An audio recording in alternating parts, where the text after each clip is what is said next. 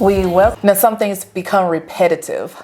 And when it becomes repetitive, then it becomes a cycle that keeps us bound in a situation or in a place for far too long.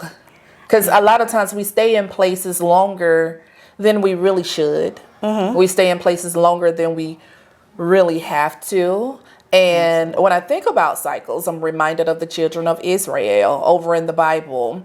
And God was trying to deliver them from Egypt. And Egypt is represented as bondage, slavery.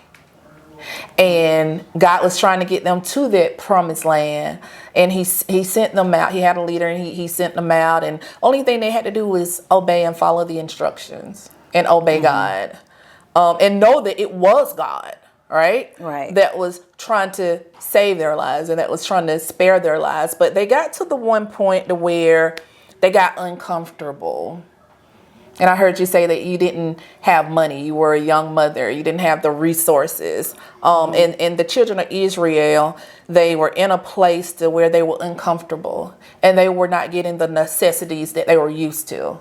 They were not getting the resources that they were used to. And then they didn't have food. And they were hungry and they was thirsty. And they said, well, we want to go back to bondage. They would rather go back to bondage than to thug that thing on out and walk on through that desert place to get to the promised land, because it wasn't that the journey wasn't that far. But they wanted to go back to slavery because they said at least there our flesh was being gratified.